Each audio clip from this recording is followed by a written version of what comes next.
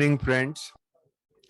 Uh, First of all, my respect to my Guruji, Sri Kanubai Doshi, who is here. And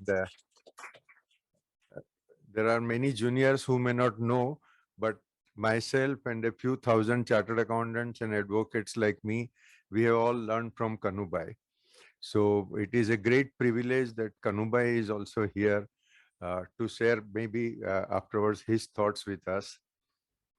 Mir Bhai and Chirag Bhai, many thanks to you for your kind words. And as Mir Bhai said, I have a small twist on my legs. So instead of standing and sharing my thoughts, I am sharing my thoughts in the sitting position.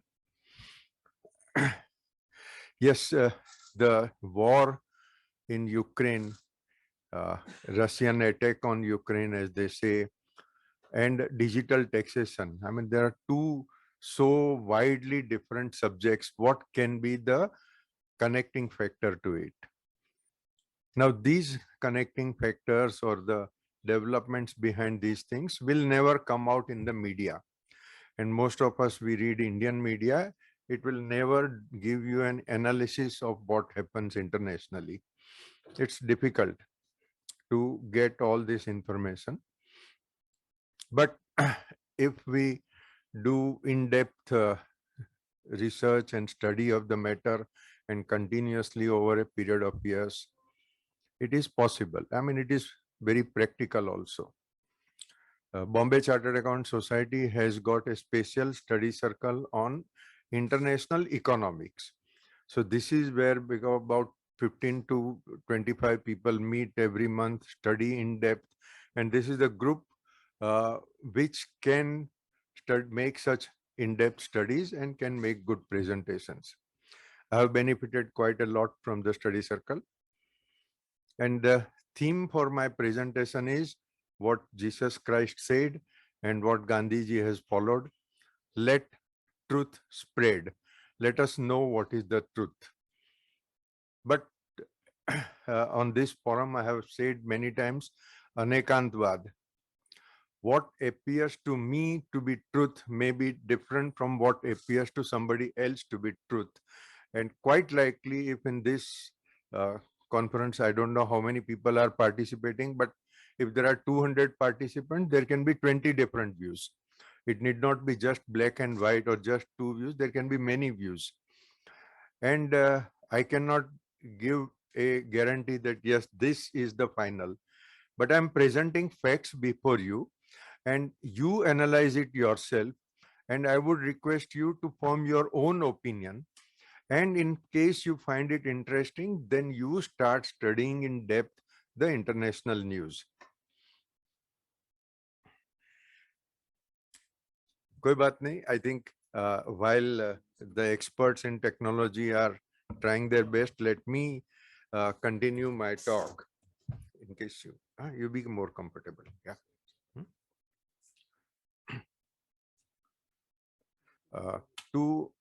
I'm going to make a hypothesis, present a hypothesis before you, which quite likely you will find unacceptable, impossible, improbable, whatever you might like to call.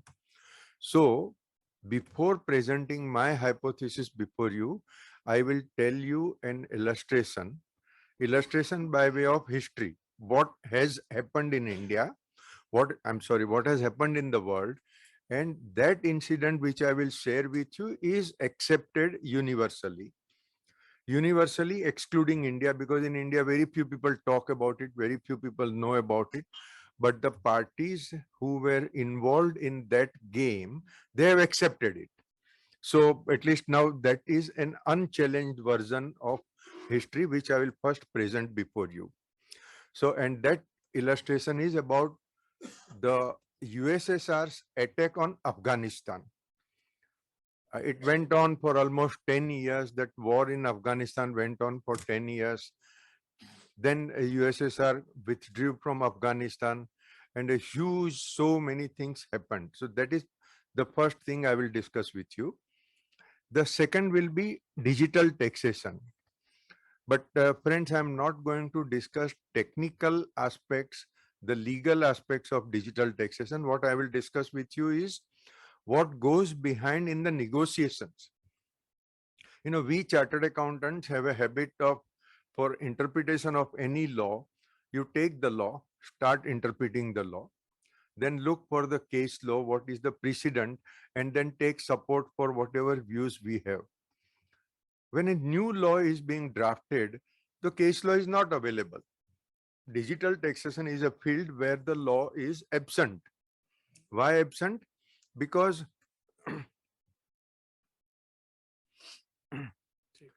digital commerce itself is a new development.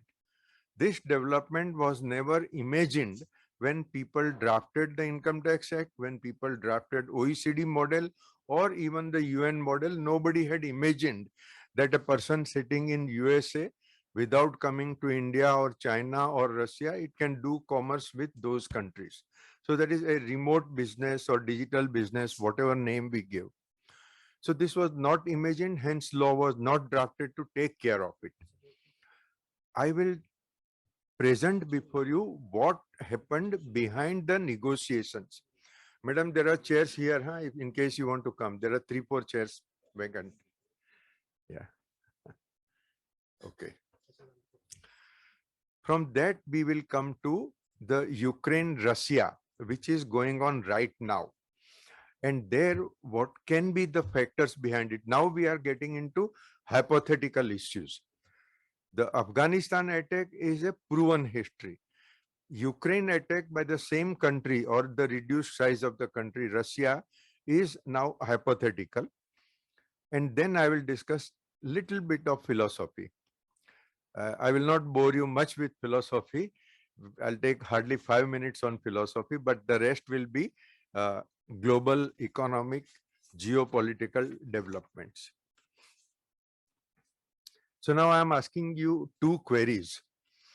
Okay, I mean, I'm making the tables turn. Instead of you asking me query, I'm asking you queries, but you need not give me answer here. You keep the answer to yourself. When you interpret OECD model, okay, this I'm saying about people who are practicing international taxation like our Sachin Kumar and KK Junjunwala, and there are so many experts here on international taxation. Okay. Sorry for a little interruption on this. Okay. So when you interpret OECD model, do you straight jump at reading the book and interpreting it? Do you think who has drafted the model? What motivated that draftsman? Who influenced the draftsman? I believe nobody thinks about it. We take OECD as either Bible or Gita, whatever you believe in it. That is the model drafted by the best experts in the world, approved by the community of nations, and then we accept it and we proceed with the interpretation of OECD model. And then based on the OECD model interpretation, we interpret individual treaties. Is that the correct way of interpreting? That is the issue I will raise. When we read newspapers, normally by the evening it becomes pasti. And the news which we have read also get out of our mind. There are very few people who remember what is happening, then connect the news over last year, over last few years, and then try to interpret the news. Do we interpret events that are happening in the world based on media? What media tells us? Because I think probably today everybody knows, in fact, my article students give me more knowledge that almost the whole of media is sold out. If media is sold out, what do you trust? And how do you form your opinion? Now, it's a very interesting exercise. We will see part of it. Today in Ukraine, what is happening? It is not just a weapons war. It is primarily economic war. An economic war in which SWIFT, the international payment mechanism, has been weaponized. dollar is weaponized. The global economy is dollarized, and when you cut out somebody from dollar exchange, then you have weaponized dollar. And Russia is weaponizing supply of gas. There is a psychological war, which also I will elaborate a little bit. In fact, psychology is the main issue here, which probably none of the media writers or journalists report about. I'll try to bring out that issue. So it is a complex war going on right now, and we only read that, yes, people died, buildings destroyed, thousands or probably lakhs of people have become refugees, and why all this? I will also ask you an additional query. So far, meaning after Second World War till 2022, most of the wars have been played on Asian lands. The colored people have died and they have become refugees. Probably, or almost for the first time, there is a war where white-skinned people are dying. Have you noticed it? What goes behind it? I'm not talking of how Yugoslavia broke up, and because it broke up, there was civil war and white people died. But an outside country attacking and then international forces playing where white people are dying. This is an important issue in global developments. So this is the hypothesis I'm presenting. The unseen connection between two very clearly different ball games with totally different games. Digital taxation is a legal issue. Ukraine war is a war issue. And what is the connection? Is it the US unilateralism? Now in USA, in Europe, everybody talks of unilateralism. In India, hardly anybody talks that US is behaving in a unilateral manner. What is the meaning of unilateral manner? And I'll give you a simple illustration. Base erosion and profit shifting, BEPS, these negotiations are going on from 2013, now it is 2022. So almost 10 years the negotiations have been going on. Even before negotiations started, US government had made it clear they will not sign it. Let the whole world sign it. In fact, USA has forced nations to sign it. USA took very active, not only active, dominant part in the negotiations. The final report has to come as per the dictates of US government. But US will not sign it. Why? I am the boss. Boss doesn't commit anything. Okay, you are my subjects and you sign agreement. You are subject to the laws of the world, which are drafted by ostensibly a group which is dominated by USA. This is my hypothesis. Somebody might say, no, I'm making allegations, but I will support my hypothesis with certain facts and figures. You then draw your opinion. US government always had a desire to remain superpower number one. Nobody should be superpower number two. After USA, the next power, if you draw up the list, must start from 21. Meaning 2 to 20, there should be nobody. This is a way of saying that USA is supremely powerful, everybody else is the subject. That is in Sanskrit, it is called a desire, prabhutva, desire to dominate, desire to be the most powerful is called prabhutva. I think prabhutva sabda everybody understands. Now, especially to the ladies and everybody who may consider himself to be of weak heart, I'll say for 2 minutes you go out. This slide number 4, which I'm going to describe, and I'm going to tell you what goes behind this, is extremely cruel. So if you don't want to hear the Indian history, the cruel Indian history part of it. Uh, Close your eyes, close your ears. I don't know, we can't close the ears.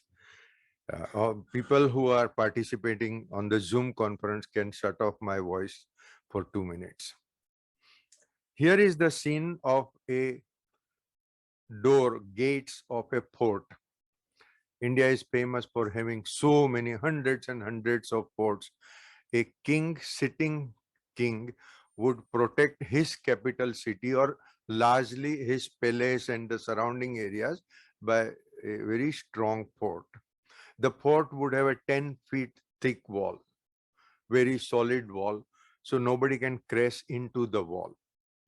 So which is the weakest link? When an enemy attacks and he wants to gain entry into the fort or into the palace, how does he attack? He wants to break down the door, because door may be 6 inches thick. It would be a teak wood solid door, not like our doors of 1.5 inch to 2 inch thick, but a solid door. Human beings cannot force it open. So the enemy will bring elephants. The elephant would run from a distance and crash his head on the door, and most of the doors will break down. So now the sitting king, how does he protect his door? So those are the spikes as you see it. These spikes, I have seen, if you go to Rajasthan, those big forts in Rajasthan, you go to Hyderabad, the Golconda fort, the Agra fort, there would be big spikes coming out of the door. It would be almost 1 foot long, okay, and sharp. Which means if the elephant wants to crash open the door, he will hit on the spikes. And the spikes would go through his head and he will die. So no elephant would hit the door. So the enemy attack fails. Now what does the enemy do? Again, ladies, I'm saying if you want to go out, go. Sorry. No, ladies are braver than men. But so it's not just to hit ladies, but this is the cruel part which Indian kings played. Okay. They would bring a camel. The soldiers would bring the camel and keep him standing before the spikes of the gate. Then the elephant will come charging. He will hit the camel. The camel's body will go through the spikes. So for one camel, there may be 15, 20 spikes which will pierce his body. He will scream. He will be bleeding at 20 places. The camel will die a very painful, cruel death. But the elephant's head will not even touch the spikes, because camel would be 2-3 feet fat, at least the body would be 3 feet. Camel will die, the door will break, and the elephant will enter the door, and the enemy king will enter the fort. Issue is, you have used somebody. You have used a life to achieve your purpose. The entity whom you have used is destroyed. What is your purpose? Your purpose is something else. The king has no intention to kill the camel. Camel is not the enemy. It is not the idea to use or kill the camel. Camel is used. And there are nations which use other nations, other institutions. And this is what I am going to highlight. As most of you must be aware, seniors here, of course, are aware, the Afghan war was a huge war, went on for 9 years or so on.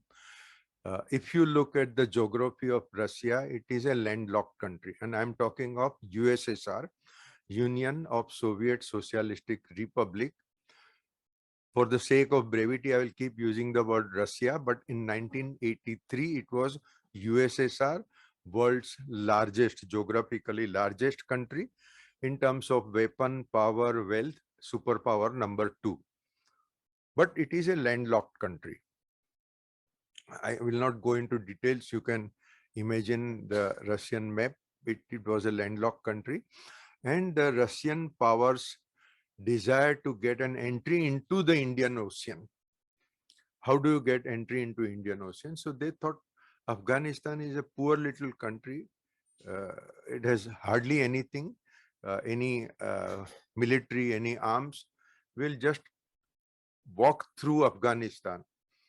And then Iran and Pakistan, they are the south of Afghanistan, will negotiate a road through any one of the country and will reach Indian Ocean, which means Russia will have an entry into Indian Ocean, and from Indian Ocean, the whole of Africa, the whole of South Asia, everybody is available for its export-import trading. So they attacked Afghanistan. And as they expected, when Russian military comes in, those huge tanks come in, they simply rolled. Within a week, the whole of Afghanistan was covered. That war in 1983 was quite different from the Ukraine attack in 2022. I'll say that little later, but Russian army walked in. But if you have read a little bit of Afghanistan, the Afghan people are fighters. They are supremely individualistic. We Indians pride ourselves in being individualistic, but we are nothing before Afghan people. Afghan people will simply not accept any foreigner's rule. So the military, the government collapsed, but then they started guerrilla war. In India, Shivaji Maharaj had used guerrilla war, and it is a technique of not fighting an enemy frontally, but attack them whenever the enemy is sleeping or otherwise unaware or not alert, etc., etc. Just strike and run away, strike and run away. For Russian army, this was new. The world was watching what is happening here. Now, USA entered the scene. USA started financing. Now, those are the years 83, 84. America announced that Russia is bad, they have attacked Afghanistan. We will help Afghanistan in getting their independence. And for American air forces to come and land, they need a land base. Now with Iran, they had already got enemy relationship. So they selected Pakistan. So scores of military planes would land in Pakistan. Through Pakistan, they will supply the weapons to the Afghan guerrilla warriors. Now this happened in 83, 84. But in the year 1975, America is not ruled by the President of America. We must understand this. What appears on the front pages of media has zero value, really speaking. America is ruled by an establishment. There are several think tanks on several subjects. Those think tanks go on working. Come the end of Second World War, 1945, by 1950, Russia emerged as superpower number 2 because Europe was wiped out in the Second World War. Rest of the world was always colony. So who was the superpower number 2? Number 1 was USA, number 2 was USSR.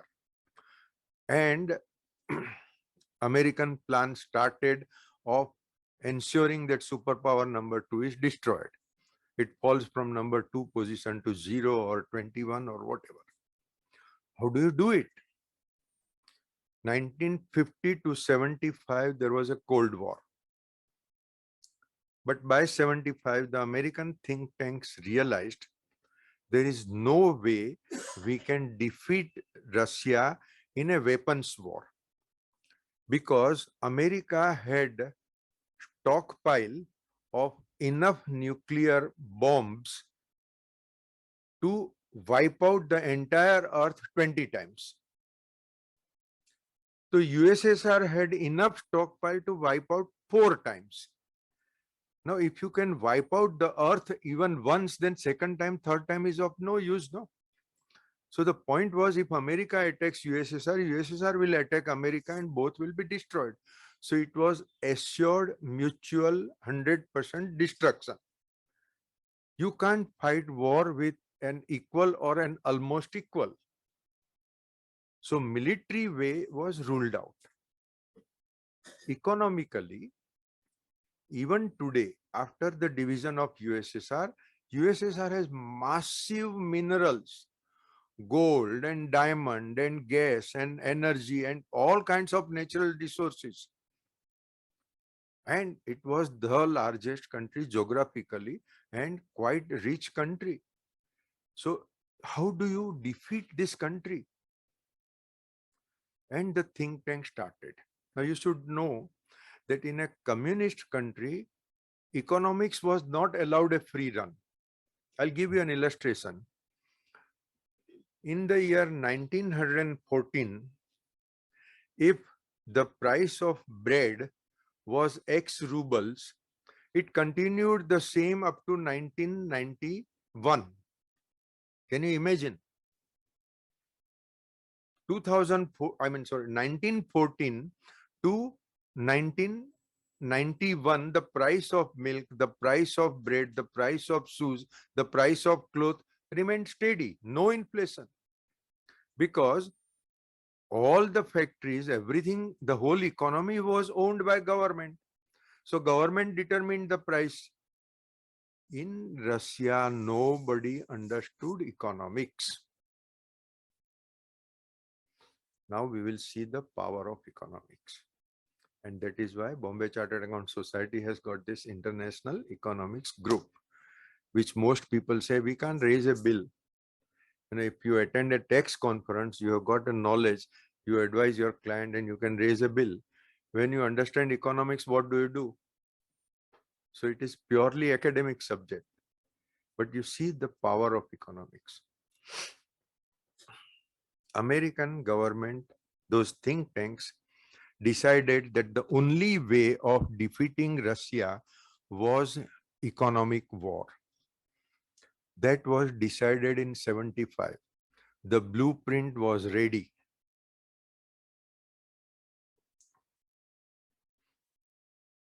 But think tank is a thinker. A president has to authorize it to implement it. From 75 to 82, nobody authorized. Now these think tanks prepare, plan and keep. Now it is available for the government to decide. 83, I think Reagan became president in 81 or 82.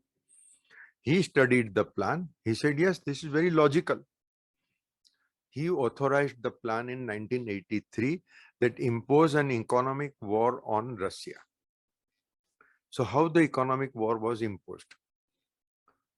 It was decided that not a single American soldier should die. We are going to fight with an extremely powerful country. Our men should not die. American lives are most precious lives. This is at the government level, at the military level. This also has a history. And friends, I can tell you that for out of the 50 slides, for almost 30 slides, I have got sufficient matter that I can give you talk for 10 minutes to 2 hours.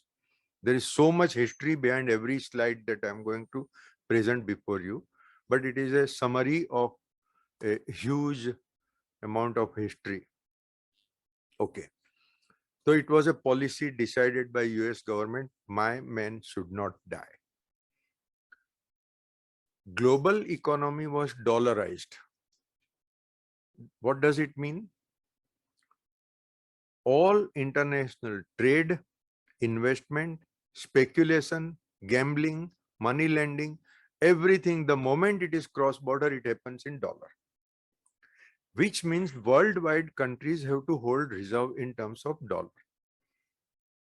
When Reserve Bank of India, I'm just throwing a figure, let us say Reserve Bank of India holds $250 billion worth of foreign exchange reserves. What does it mean? It holds nothing except American government's promise. If you are holding a 1 rupee note or a 100 rupee note, what is the net worth of that 100 rupees note in your purse?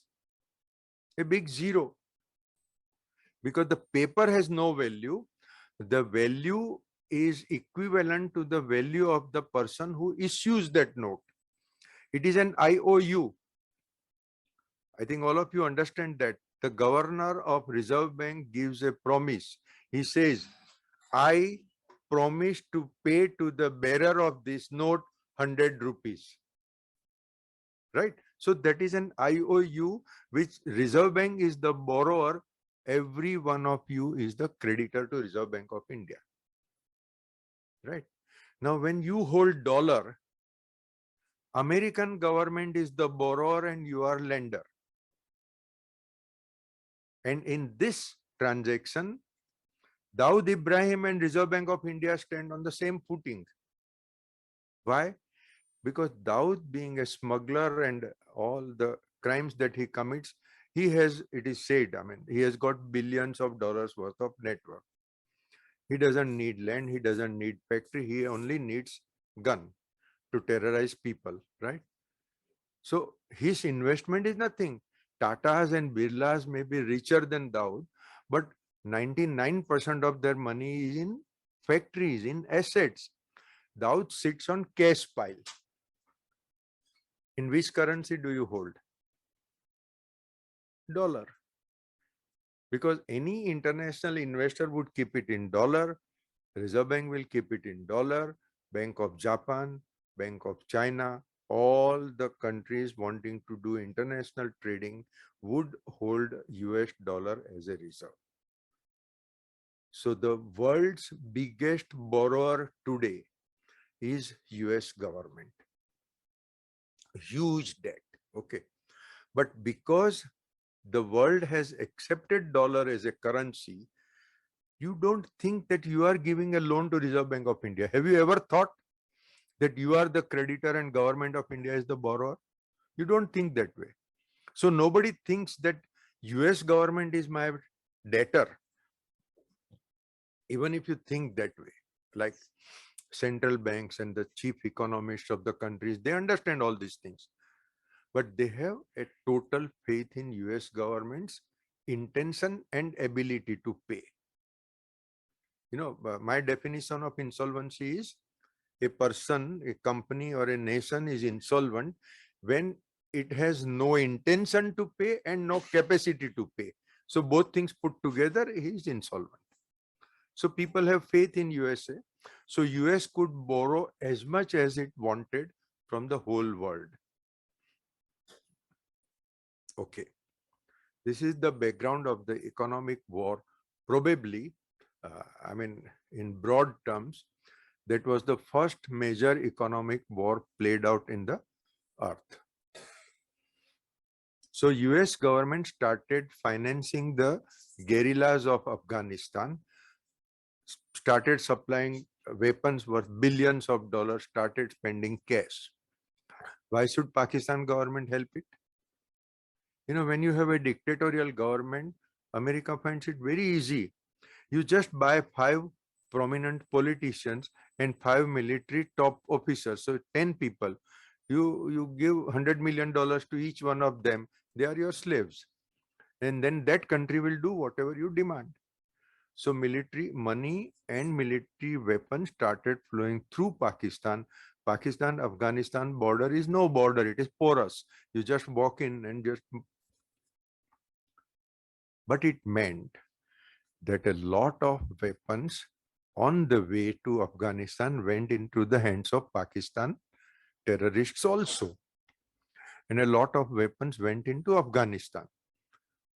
And America was in no hurry to end the war. It went on until 1989. 8 years war. And Russian ruble, who holds Russian ruble? Nobody outside Russia.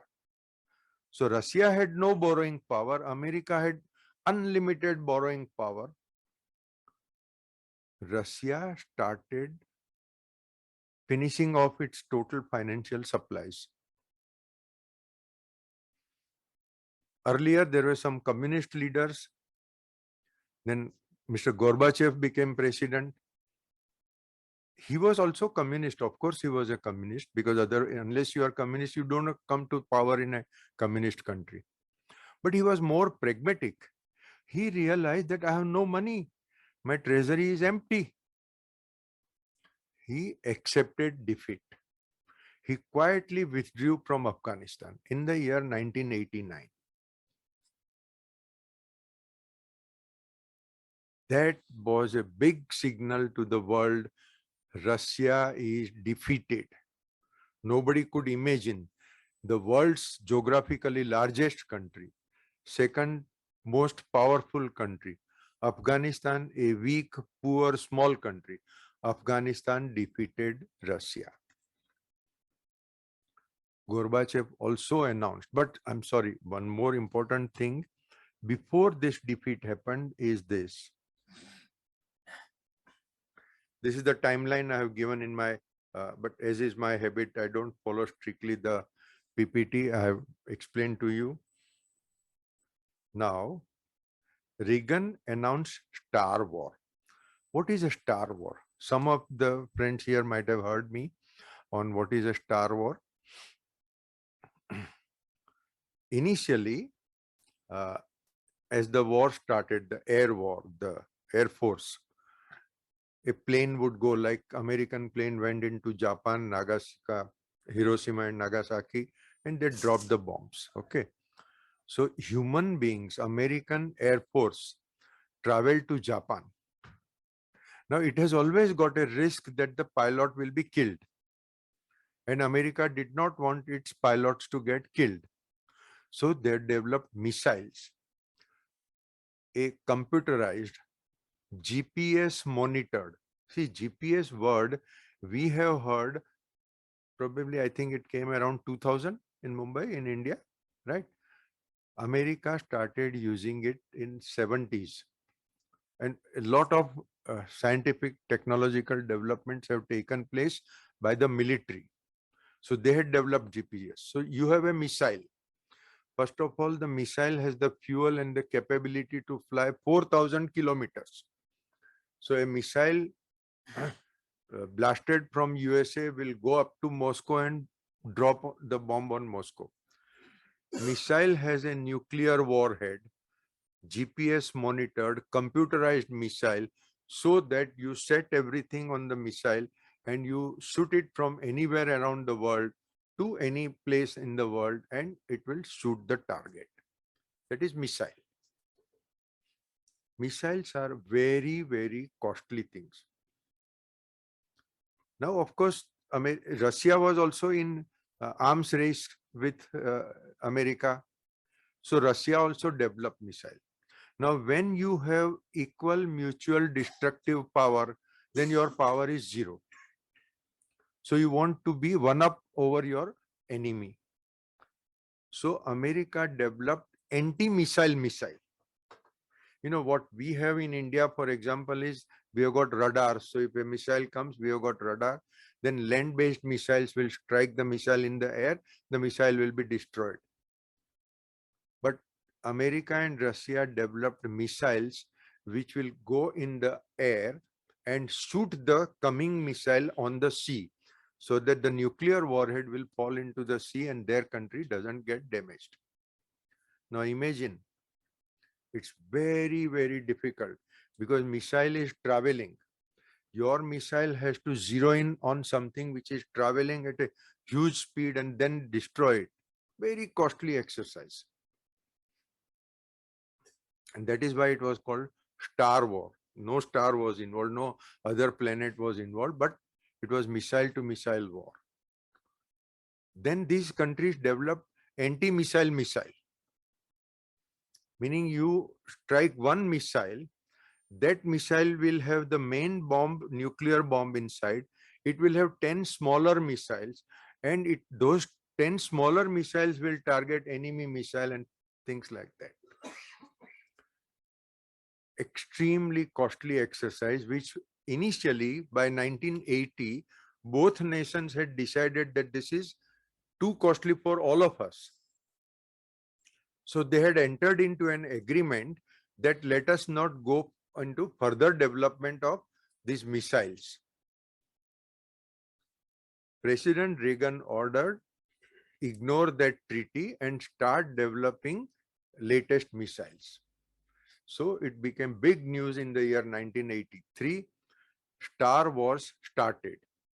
People hardly understood anything. Star Wars meaning they were thinking aliens will come to Earth and these people will fight the aliens. There was no alien. It was just Russia and USA fighting amongst or having an arms race. In that arms race, Russia spent billions of dollars. America was again spending borrowed money. Russia was spending its own money. Russia had its army in 15 East European countries, which it had acquired during First World War. They had become Russian parts of Russia. To maintain that military, of course, 15 countries became part of Russia, and there was East European countries like Yugoslavia, Czechoslovakia, and so many other countries where Russian military was stationed. So this was all becoming very costly, and President Gorbachev said, I am withdrawing my army from East Europe also.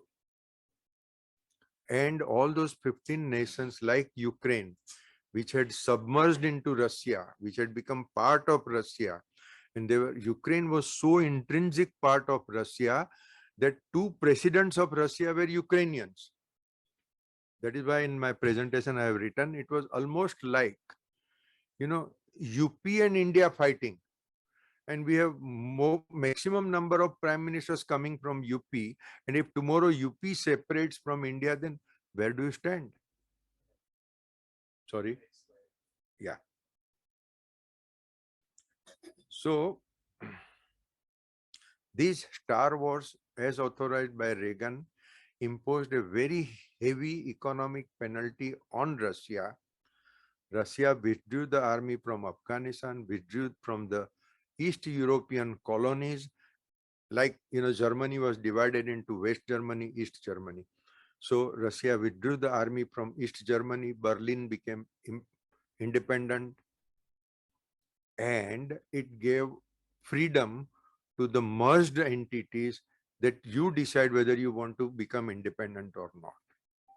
All this crisis, you can't see this column here, but 89, Russia started withdrawing army. 89, all those countries started becoming independent, and Russia was at a loss. It was disintegrating. It was at a total loss. In 1991, the G4 ganged up. G4 means the Great Four: USA, Britain, France, Germany. These four countries ganged up, and they declared that we do not want to buy anything from Russia. Russia had gold, diamond, gas, petroleum, everything. We don't want to buy anything from Russia.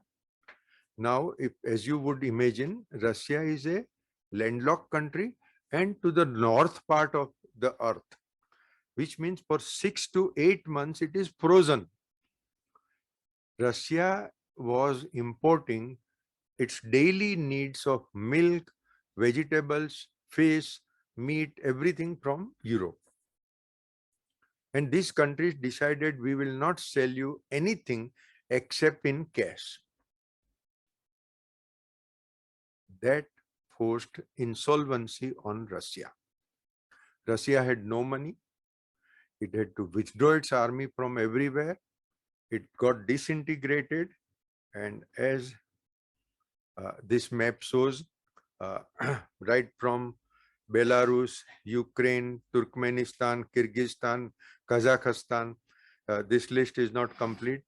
The list is here. 15 countries got separated from Russia, and Russia went insolvent. That is when there was a lot of internal turmoil. Yeltsin became president of Russia. Imagine a president of a superpower number two with zero knowledge of economics. He had no money to buy daily needs of milk and fish. USA said, "My friend, you are in trouble. We will help you. We will give you $30 billion loan." 30 billion in the year 1991 was a huge amount. Imagine Sachin and I are very old friends. Huh? Sachin is faltering for some reason. He is weak. I say, "Come here, Sachin, I am giving you my hands. But there is a condition. You are not allowed to wear tie and jacket. So you remove your jacket." Okay. USA told USSR, "You become capitalist country. Scrap your communism. Then I'll give you $30 billion loan." Russia has no parliament, no opposition. Okay. President Yeltsin signed one-page order, one page with top and bottom and everything blank. All regulations and controls are scrapped. You need only 2 sentences and everything was scrapped. In one moment, in one day, Russia became more capitalist than USSR. No controls. You do whatever you want. All the factories, everything was, they started privatizing. And there was an absolute economic chaos because nobody knew how to price. My bread was priced in the year 1914. Today, how do I price? I don't know. And who is my boss? Whom do I ask? The boss doesn't know economics. Nobody knows balance sheet. We had in our office, we had a client. It was before 91, world's biggest shipping company. Okay. And they had some transactions with India. So they needed RBI permission. So their company prospectus came to us. And what was the objects clause? Can you imagine object clause of a world's largest shipping company? Our object is to make money. This was the objects clause. Okay. So they had no idea of economics. So whereas it had turned insolvent, internally also it collapsed. And that is when once Yeltsin passed the order scrapping all controls, America said, "I will not give you loan." America, the G4 had promised the loan, they did not give. So this is when I'll extend the illustration. Sachin has got some problem on the leg, just as right now actually I have. Now I offer my hand to Sachin. He leans on me. When he leans, I withdraw my hand. What happens? He falls. That was planned. And Russia fell. And Russia collapsed. And Russia was destroyed. And what was the extent of destruction? In the year 1990, the parity was, exchange rate parity was 4 rubles equal to $1. And ruble was more stable than dollar because dollar was open to speculation. Ruble was a communist ruled country. There was no speculation at all. And 4 rubles to a dollar don't mean that ruble is less valuable. Please understand. Tomorrow India can say 100 rupees is my basic unit. Okay. Suddenly rupee will be more valuable than dollar. Today it is 80 rupees to a dollar. It would become $1.2 equal to 1 rupee. No. The denomination you keep is not important. The intrinsic value, the purchasing power parity is important. So Russia was steady, strong, fine currency, 4 rubles to a dollar. Just in 2 years, not even 2 years, 2 years I have put in this table. In 92, it collapsed from 4 to 100. What is the meaning? It has lost its value. I remember 1973, when rupee was devalued, Okay, there was 24% inflation in India, and Indira Gandhi was the prime minister. And every state, every municipality, wherever election was held, the sitting government lost elections. Indira Gandhi understood, government of India understood that in India, inflation about 10% will not be tolerated. That was caused by about 10%. I don't remember exact statistics, by about 10% depreciation of rupee. Here, from 4 rubles to 100, and then it went down to 31,000 rubles. It simply means ruble had no value. And one fine day, Russian government decided from tomorrow, our 1,000 ruble will be 1 ruble. So the parity became 31.5 rubles to a dollar. We are already 7.20. Okay, so I'll run little fast.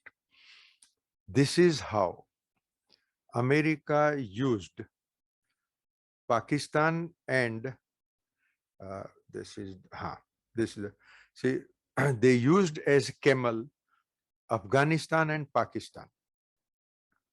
USSR was destroyed. Superpower number 2 was gone.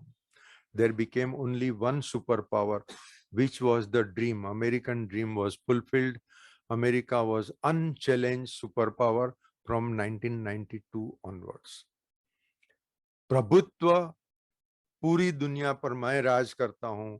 I dominate the whole world. That was the dream and that was fulfilled. So what is the psychology behind it? America's desire to rule the world. Now, as kids, I think I have also seen those. In our time, there were no videos, but we read stories. Ek shaitan hai aur ek hero hai. And shaitan wants to rule the whole world and hero wants to protect the whole world. Even today, the theme is the same. My grandchildren read those comics and they see those videos. The theme is same. Shaitan wants to rule the world. But while Russia had collapsed, American decline had started much before 71. Immediately after the Second World War, America was the world's largest creditor because it was the only country which was not damaged by Second World War. Europe was finished, Russia was damaged. We were all colonies, so we had no substance. Okay. America became the richest country, the biggest creditor investor in the world. By 1971, just in those less than 45 to 71, less than 30 years, America turned into biggest debtor. And whereas till 1970, dollar was linked to gold, meaning if you have $100 million or more to offer, you can go to Federal Reserve and say, here is your $100 million. Give me gold. Okay. That is the linkage. President Nixon broke the link. He said, we will not give you gold, period. America broke the promise. The person who had served IOU, the borrower who had signed promissory note, he said, I am not going to honor my promissory note. What would happen? There was a big chaos in the year 71. But that is another part of the history. The important thing was that while in 71, America was feeling the pressure, around the year 2000, what happened? In 2000, you know, the Enron scandal happened. 2007, there was an American economic crisis, which engulfed, Lehman Brothers broke down and the whole world went into crisis. Okay. So America does not have the money to spend the money for its hundreds of bases around the world. It has got military bases, naval bases, its air force is there, satellites are spying on the whole world, but it does not have the money. America is a declining power, which people do not realize, but 2007 crisis was the writing on the wall. So if you are holding dollar, please understand that you are holding a promissory note issued by a person who has a habit of breaking its promise. Now we come to digital taxation. Now, those of you who are experts in international taxation, you know it. Those of you who do not know about international tax, I will not bore you about technicalities. The basic thing is a double tax avoidance agreement means wherever there is a cross-border business, wherever there is international trading, the profit arising from that cross-border trade is subject to tax by two or more countries. If both countries impose tax on the same profit, international trade will go underground or will not happen. Underground meaning it will go into smuggling or it will not happen. So countries come together and say, let us share the tax revenue. Sharing of tax revenue from the same profit is the fundamental principle of double tax avoidance agreement. Everything else is based on this core principle. In digital taxation, the situation was quite different because, as I said earlier, digital tax was not built into the OECD model, in the UN model. And since Google and Amazon and all these uh, digital corporations are essentially based in USA, Britain, France, Germany, they were watching hundreds of millions of dollars or pounds or euros going from their country into USA, and their income tax officer were just watching. They just could not collect a single dollar tax, single euro tax, as was happening in India. 10,000 crore was the money going from India, and government of India could not collect a single rupee tax from that. So we said, what is wrong here? The wrong was the treaty. The treaty model required amendment. You required to build in the digital taxation.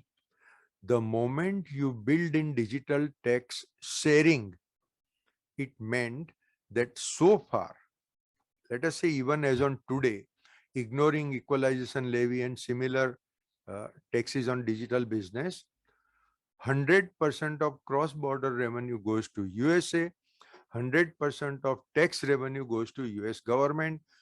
Neither India gets, neither Europe gets, nobody gets anything. An agreement would mean America will have to share the revenue, which America never wanted to share. The entire BEPS arrangement started with digital taxation. That was the intention of Britain, France, and Germany. America knew their intention and America decided we will not permit it.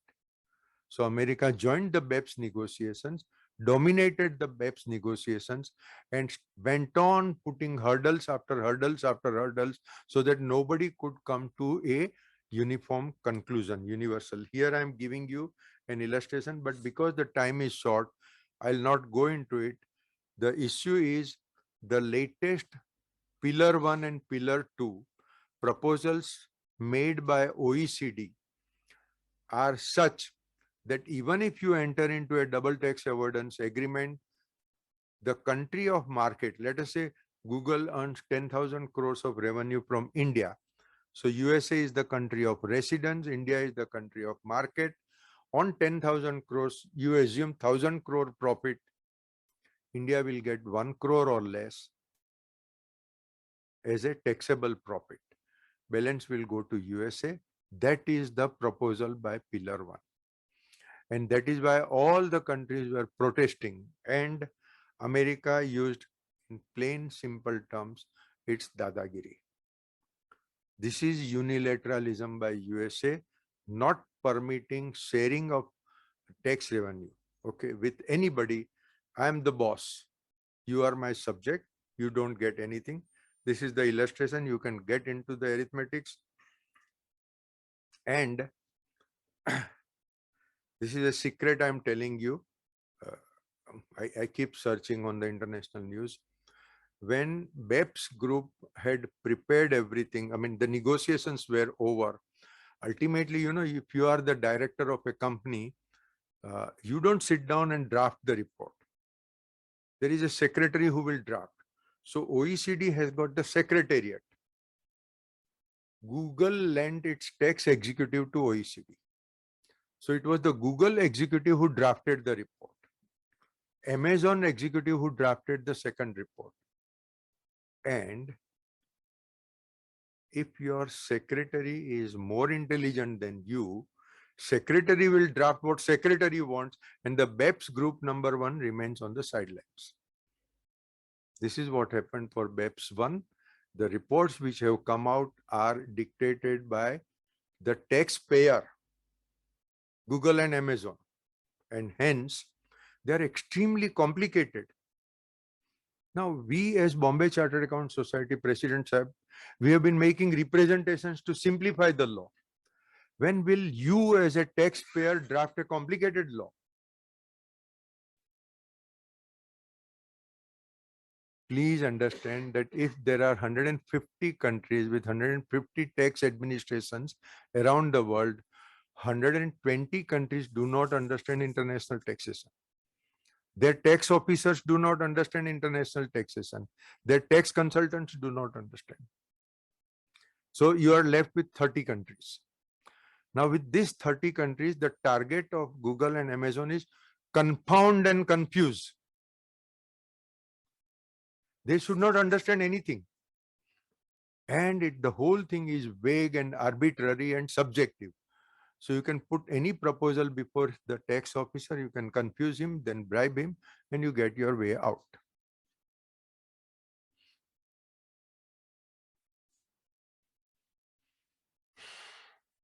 OECD is financed by USA. United Nations, OECD, nobody gives you latest statistics, but if you keep searching, these are the statistics you get. USA has not paid its contribution to United Nations for several years. So United Nations International Tax Committee has one executive. No typist, nobody. My partner Naresh said when he went to New York, he had gone to United Nations office with a prior appointment and met the officer, only one officer. OECD has a whole department. From our ITF group, almost 20 chartered accountants have gone to Paris, met the OECD officers. They have a whole department, financed very well. That OECD will work at the instructions of USA. These are the slides so point I'm making in digital taxation is OECD is supposed to be an international institution. For USA, it is nothing more than a camel. The camel has been used by USA to present a proposal before the world, which is entirely in favor of USA. And for those who would like to test my hypothesis, you can check the UN model. UN model was drafted by our own income tax officer, very intelligent commissioner. You can look at equalization levy, you can look at pillar 1. Compare the models. What will be the revenue which a country of market will get? What will be the revenue which USA will get? You will realize clearly that all these proposals are unfair. The OECD proposal is completely unfair. That is where the unilateralism or dadagiri or superpower number 1, whatever you call it. Actually, I really envy our external affairs minister, Jaishankar. Those of you who have seen his videos, his news item, he's a fantastic man. All these people, Europeans, Americans, criticize India, and he quietly smiles and makes a small diplomatic statement, and the critics go silent. I envy him because I tell everything bluntly. My style is dokamar. Straight away, I'm telling these people are doing dadagiri. Okay.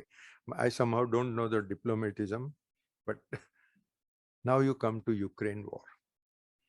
And my hypothesis is,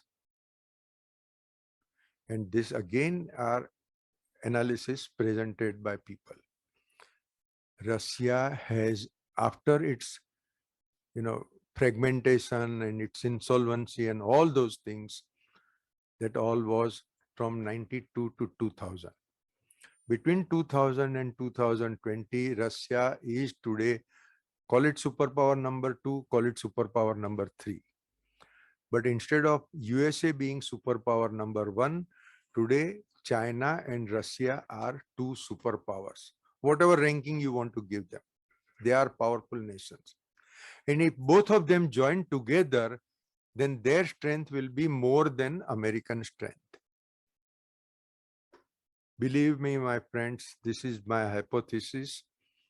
American think tanks have got strategies to demolish China.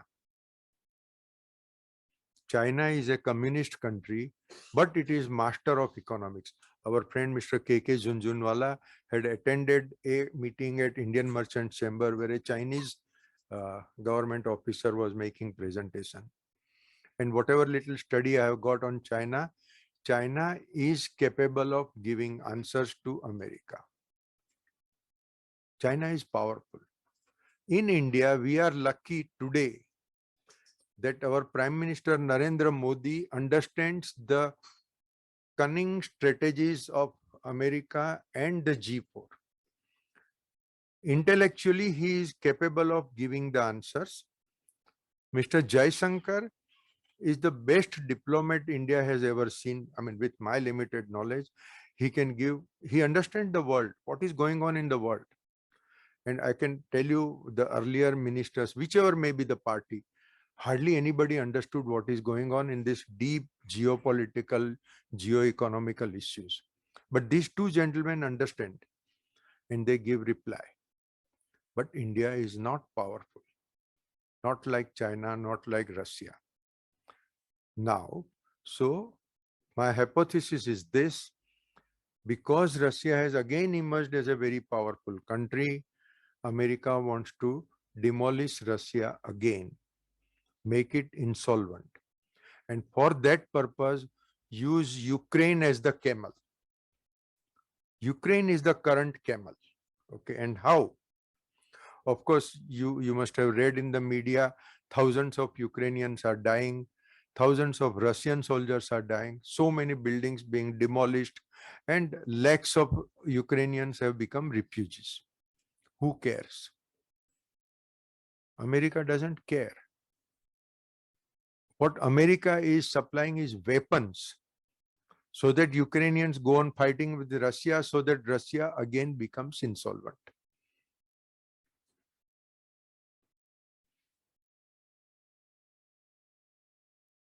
This is a very important slide. USA is happy if China irritates India. USA is very happy if Russia attacks Ukraine. Why? Because Prime Minister Narendra Modi is by blood an independent man.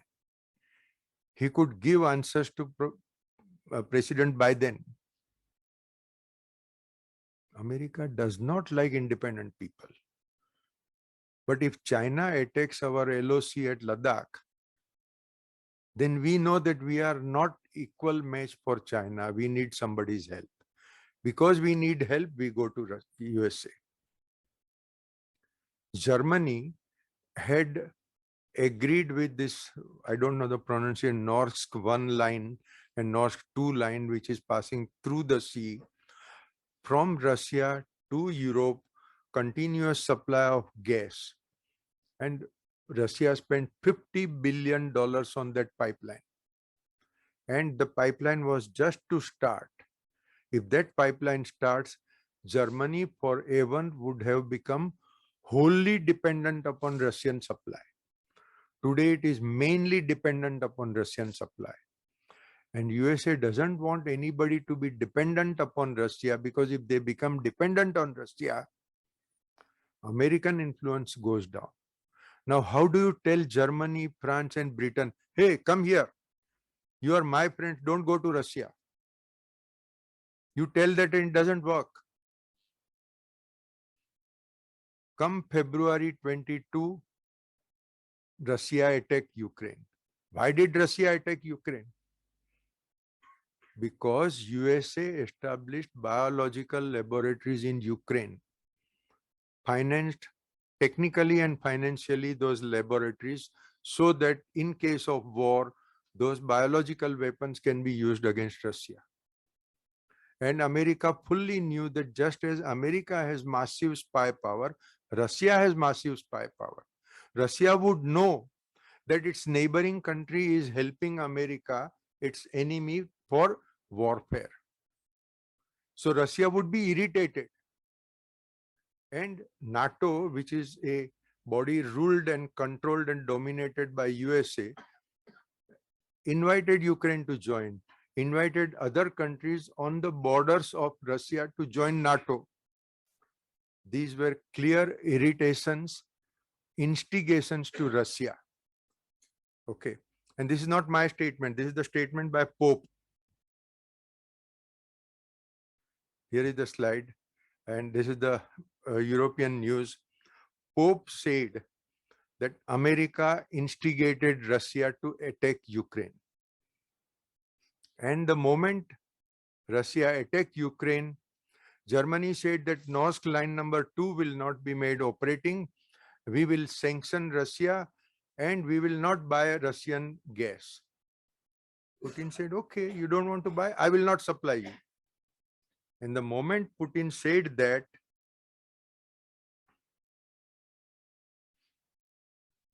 this is the first time, and this is a very important statement, how the economic war of 1983 to 1992 was different from the current economic war, which is going on right now. Normally, I have seen I have been reading economic press and news for now since 1967. Okay.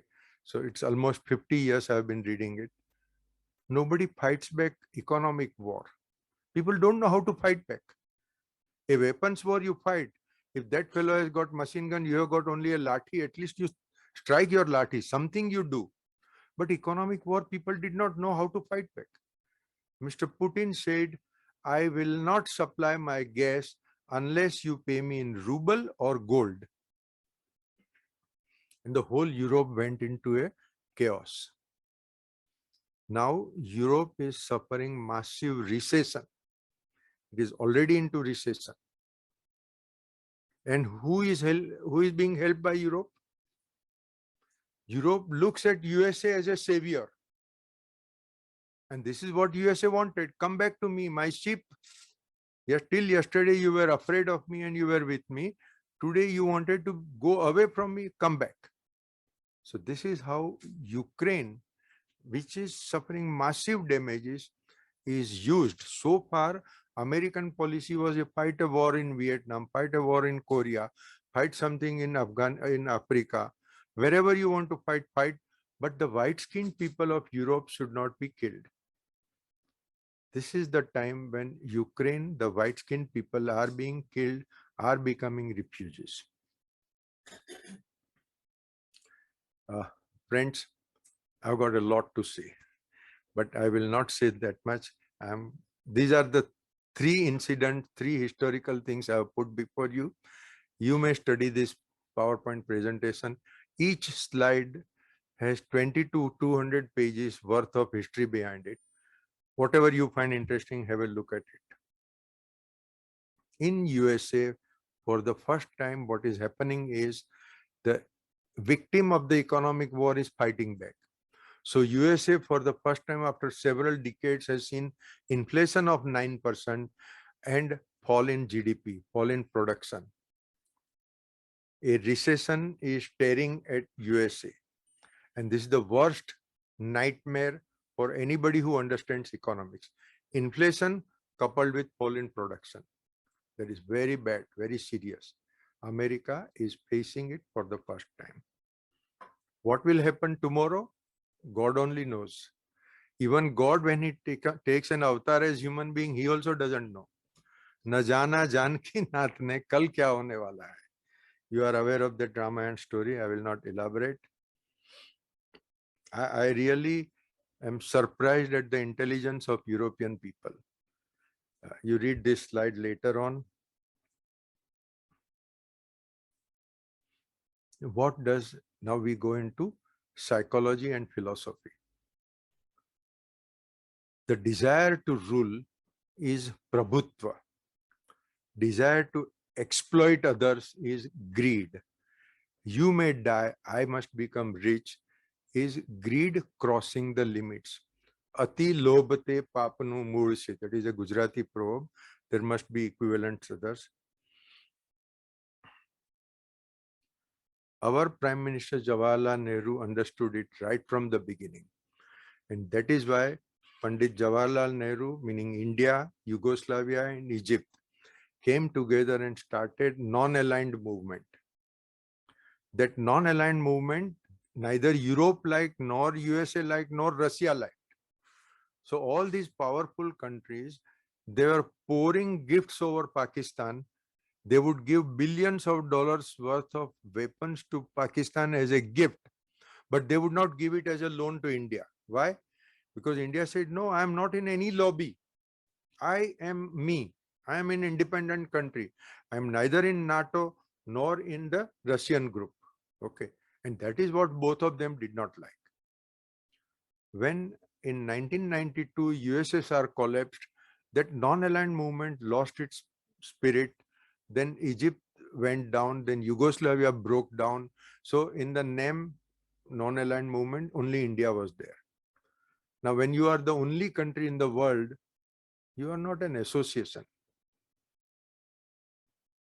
As I said, again, I'm repeating, Prime Minister Narendra Modi is the most capable person when it comes to international geopolitics. He understands this.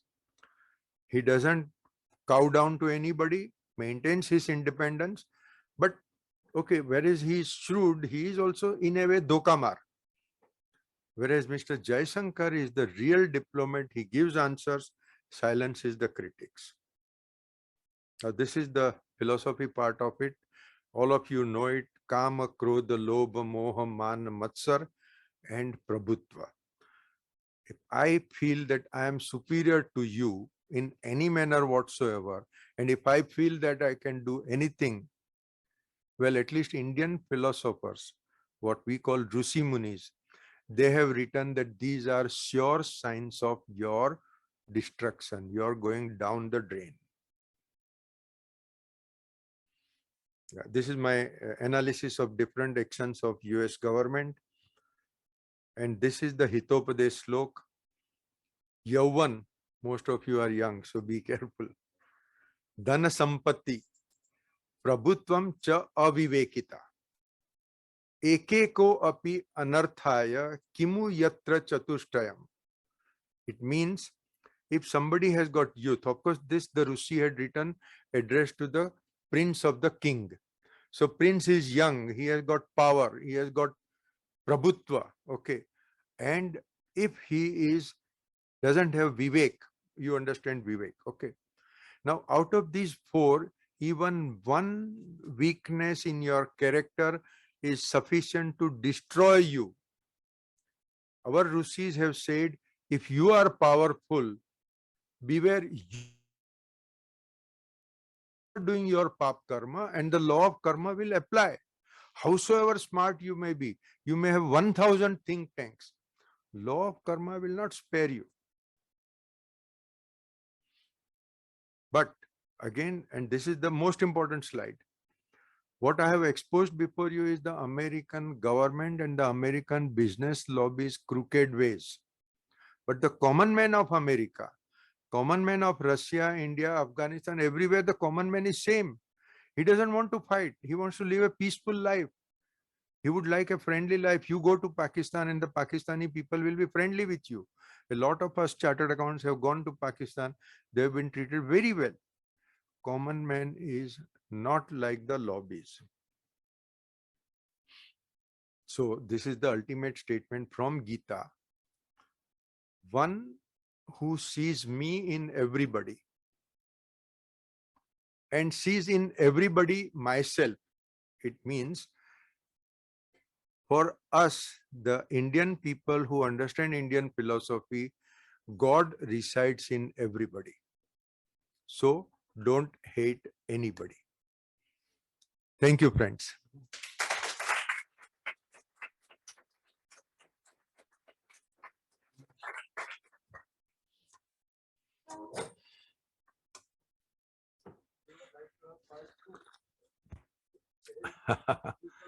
Yeah, so now I'm pretty sure there will be 1,001 queries. And the best way is you can hold the next meeting of our International Economic Study Circle whoever wants to discuss queries can come there and I can give replies without time limits. Please.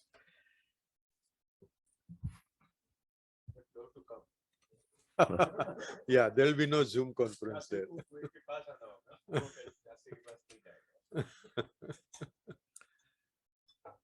Rashmin bhai started with a very nice premise that there could be multiple versions of truth. And the truth that he's discussing is his version of truth. But look at it. From Afghan war to the destruction, the economic destruction of USSR, the Star Wars, the failure of US market, domination or a desire of domination of US, and finally relating it to Ukraine and the digital tax payments, finally concluding in the perspective of Indian philosophy. Such versatility and multifarious angles could only be presented by a person like Rashmin bhai.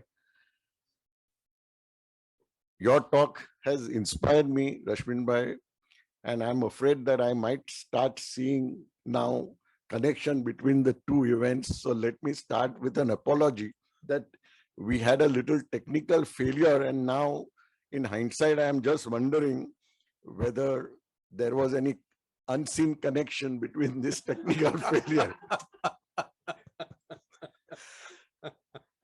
when we are talking on a very sensitive subject. But unfortunately, I don't have a discerning eye like Rashmin bhai, so I would take it as only an accident. And before I hand over the proceedings to Kishnadwala, our dear friend, Junjunwala, sorry, is very dear friend.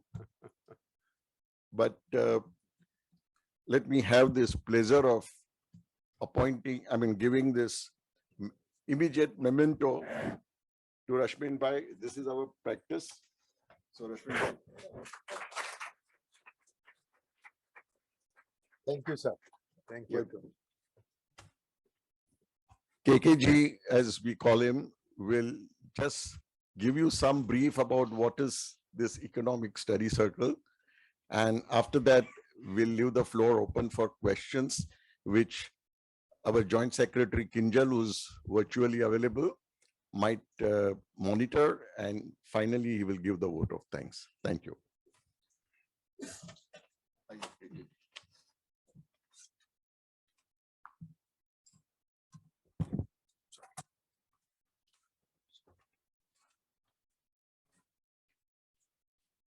नमस्कार दोस्तों, ये जो थोड़ा सा test किया ना आपने Russian भाई ने जो कहा है और जो उसको pin drop silence and spell bound जो हमने सुना है, ये हम 12 साल से सुन रहे हैं. We are so privileged, let me tell you. And जब 2012 में मयूर भाई प्रेसिडेंट बने थे बीसीएस के, उस टाइम ये ग्रुप बना था, international economic study group. Let me confess to you, we seriously and sincerely feel we were illiterate as far as true economy knowledge is concerned. Just newspaper में 2 line पढ़ के knowledge नहीं होता. जब college में जब एग्जाम देने के लिए इकोनॉमिक्स पढ़ते हैं, that is totally insufficient. मतलब countless stories, countless hard facts we could see from the eyes of Rashmin bhai. So this credit goes to Rashmin bhai only, sir. You made us more awakened citizens. Thank you. I'll take just 2-3 minutes. What do we do in this group, basically? And I'm just inviting you for this. So my friends, over the last several years, we at International Economic Study Group have been discussing many economic issues. This group is mentored by sir only, and since inception. And we want to take this forward with more vigor as global and Indian economy facing several challenges from rapidly developing events and lots of currencies issue, trade issues, group G20, Quad, etc. weaponizing sanctions, as Rashmin bhai said, and swift inflation, interest rate, etc. So this becomes necessary post-pandemic and Russian invasion of Ukraine. Situations are fast developing and events are happening, having major impact. As a part of this group, it's our endeavor to study these events and analyze its impacts. I sincerely believe that practicing CAs and CFOs and CEOs need to study economic issues beyond just being papered to enhance their offering to client in practice and even performing their role as CFO or CEO or senior position in industry or in consulting practice. We are also looking at we are also looking at carrying out study and send recommendation to respective ministry from this year onwards. So we'll be more sincerely studying and making our representation so that we are heard at the appropriate level. So improving the ease of doing business and other things. We are looking volunteers also who can take the lead and presenting points after study on these or any other topics relevant to this group. And some of the topics which we regularly discuss, like economic impact of budget proposals, analysis of government proposals for Indian economy to achieve $5 trillion economy, analyzing India's MSME, rural economy, agriculture and employment issues, security challenges to India from China and Pakistan, and other very interesting and important issues, USA and dollar, serious threat to petrodollars, de-dollarization. US dollar is facing serious threat to its status as reserve currency. And are we heading towards the change of world order? Are we heading to multipolar global order? SWIFT ban and alternative global reserve currency and settlement system. Is global economy facing its biggest test since World War II? What is stagflation and is it unavoidable? Is the global economy heading for recession really? Are we staring at global debt crisis, danger of a probable catastrophic conflict between US and China over Taiwan, and technological disruption that can impact employment, quality of life and work related issues, geopolitical risk, and could disrupt economic development? So all these issues we are discussing on and off, and we will discuss more seriously and we'll make our representation. So I invite all of you to be active member of this group and join us. Our discussion will be more fruitful. Thank you so much. Any questions from the physical group? Otherwise, of course, we could also. Yes. Parth. Sir, firstly, thank you. And of course, you would be knowing that you have raised such issues that many questions come in the mind, but I'll restrict it to two questions, sir. Sir, in the recent times, firstly, with regards to the digital taxation part in the OECD, so in regards to Pillar 1 and Pillar 2, we have seen that in the European Union, the France have been pushing it, the Poland to the veto they had withdrawn because they were given EU's recovery package, and they are pushing it through very strongly. So with the US dominance, which the OECD offers, what is in it for the European Union? Won't the European Union sovereignty be challenged with the Pillar 1 and Pillar 2? That is my first question. And of course, your smile says a lot. And the second question would be a little bit on the first part of your presentation, which you said about the United States. Sir, you must have come across the term, the American exceptionalism. And that is unilateralism. Yes. So in today's scenario, when you see that America is facing a huge turmoil in the domestic politics of the United States, you see the debt ceiling crisis, you see the supply chain crisis in the current world, and the leadership is not right now that capable as it was at one point during the Reagan era, if you look at it. So how do you see that? Is American exceptionalism today just a bubble, or is it really having substance? These are two questions. So the first question first. Are you married? Sir, I'm Not married. not Okay. Does your father claim to be sovereign or your mother claims to be sovereign? Who is sovereign? So if you ask my father, he will say my mother. So there lies the answer. Europe is not a sovereign group. It was never. Meaning, in Second World War, it got destroyed. Then USA raised all of them. Okay. USA never liked that they became a union. Earlier, Britain was separate, Germany was separate.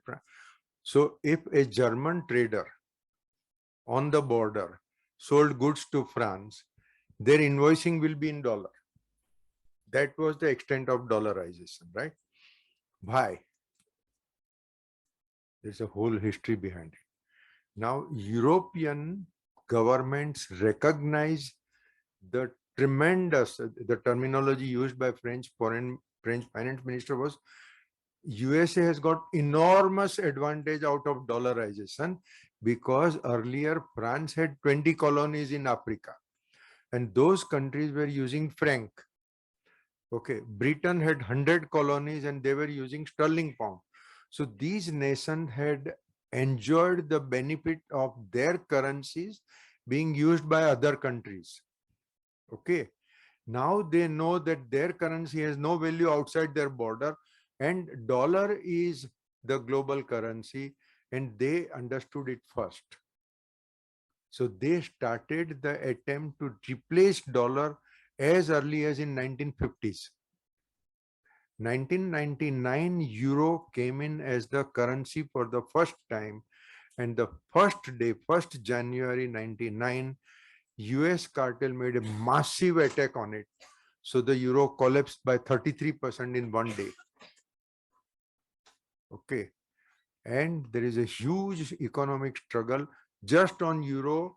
Our IES group can have 3 sessions. It is such a big issue. Every country of Europe has a military base and they hate it. You go to Europe and travel there, the American dominance is in their blood and they hate it. They don't like it. Okay. And the Europe had started becoming more independent and USA wanted Russia to frighten them.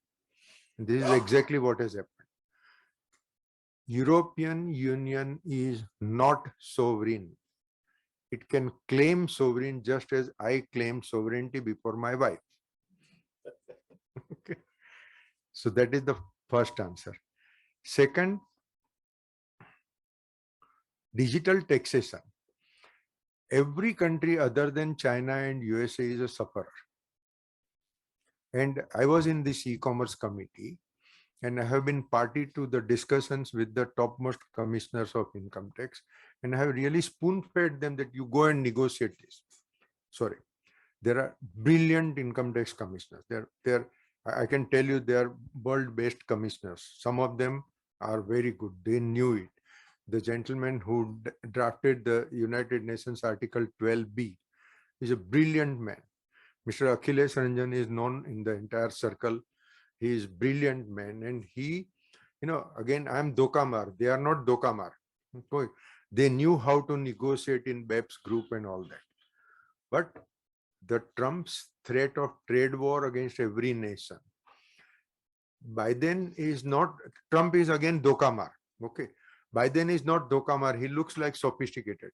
But it was under his rule that USTR imposed sanctions on all the countries. And everybody went silent. So it is plain and simple American exceptionalism or unilateralism, or simple words, dadagiri. People have agreed to suffer the losses. I think we are running out of time. We'll just see if there is a question. Yeah, last question, and then we'll take from online 1 or 2 questions. Rashmin bhai, who will be the winner of the current military economic war? My feeling is that perhaps nobody will be a winner and all will be sufferer, and maybe the nature or divine, whatever you call, will intervene and this superpower number 1 or 2 or 3 will be equalized. What is your feeling? न जाना जानकी नाथ में कल क्या होने वाला है. I mean, those who don't know this thing, Ram Bhagwan was to be coronated. The coronation ceremony was there in Ayodhya. Everybody was celebrating, and at night the queen, the क्या बोलते हैं जो लाड़की queen, okay, Kaikeyi said and then next day morning Ram, Sita, Lakshman went to the forest. तो अगर अगले दिन राम भगवान को पता नहीं था कल क्या होने वाला है, तो रश्मिन कौन चीज है? कुछ मालूम नहीं है. हाँ. No, Maharshi Vedvyas has given beautiful summary. Every war destroys both sides. Mahabharata war में पांडव लोग जीते, क्या जीते? सब खत्म. स्मशान को जीतते क्या करने है? हाँ, उनके सब बेटे मर गए, उनके सब ग्रैंड चिल्ड्रन मर गए, एक परीक्षित जिंदा रहा. ठीक है. Plus the entire kingdom was destroyed. तो आप क्या जीतते हो? All wars are bad, both sides lose, except, I mean, USA attacked Afghanistan, USSR attacked Afghanistan. Who benefited? Afghanistan was killed, destroyed, yes, but USA also is suffering huge losses. USSR also suffered huge losses. तो war का परिणाम एक ही है, सबको नुकसान है. फिर winner आप किसी को भी बोलो, वो आता है. Thank you. Kinjal, if you can just help on any of the questions that the virtual participant has. Always there are two questions. So how US dollar became dominant, that has already been answered. And the second part to that is, which is the second alternative currency? Another question which is related is, hello? Am I audible? Yes, please go ahead. Go ahead. Yes, yes. Yeah. Or do you want me to answer the question first? Yeah, please go ahead. Yeah, you asked which is the alternative currency. See, how US dollar Correct. became dominant currency is the history in the Second World War.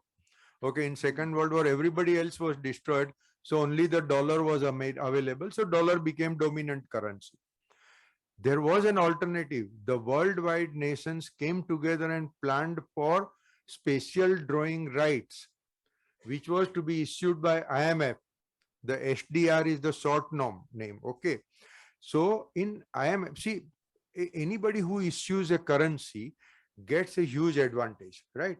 Now, if the whole world comes together as a body called IMF, then in that benefit, every nation benefits. For every SDR issued, India would get a percentage. That USA never liked. And that is why USA deliberately killed SDR. Who is using SDR today? You go into those of you who have studied economics, you would have studied, at least there will be a chapter on IMF, a chapter on SDR. वो chapter तो हम पास हो गए, भूल गए. But SDR is still there. You go onto IMF website, SDR is there, but it's not being used. So an alternative which was there has been killed. Okay. India started, what was that? Asian currency unit. India also understood that we need our own international currency. Okay. Now that ACU got killed when Russia, which was a prominent member of Asian Clearing Union, okay, Russia collapsed, so that ACU also died. It's natural death. Today ACU is technically only between India and Iran. Okay. Now China is actively pursuing the story of having yuan as a alternative currency. Putin has played a very big card by insisting on payment in terms of ruble. So now there will be competing several currencies. Who will emerge?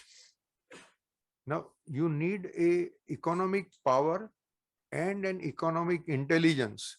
I keep telling you that income tax, if income tax importance is 10 units, the importance of international economics is 100 units. It doesn't pay you bills, but it is a hugely important thing. And we in India should have several think tanks purely on economics. On science and other subjects, there can be other think tanks, but on international economics, we need think tanks who will develop the whole subject and work on it. So what will be or who will be the second currency? God only knows. How the international geo-economics, politics, all those things play out, that will determine. Thank you, Kinjal. Yeah, the second and the last question that we'll take up is, what is the impact of this Ukraine war on India and Indian economy? Luckily, again, as I said, and I'm all praise for the present government, but please understand, I have got certain objections also against the ways of working by the present government. But when it comes to international relations, international economics, we are in safe hands.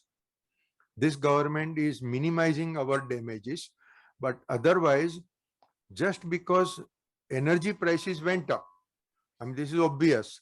Okay, Russia has cut down the gas supply, energy supply has gone down. Saudi Arabia, which was always considered to be the world's largest exporter, but Saudi Arabian reserves are nothing before Russian reserves. Russia is the largest owner of reserves. Okay, when Russia cuts down, Europe goes down. Europe is the second largest economy as a union, European Union. Okay, it is gone down, which means there is a global recession. India is hit with the recession because our exports to Europe will be hit. That inflation, see, when European gas prices go up, what prevents Saudi Arabia from raising the price of its crude oil? So there is global increase in the energy supply, and 80% of the crude oil which we consume is imported. So we are bound to suffer. We are suffering inflation. Luckily, it has not crossed that 10% margin. But if it crosses 10% margin, it will become unbearable. India is a sufferer because of our competent government. At present, our losses are less as compared to the losses suffered by Europe.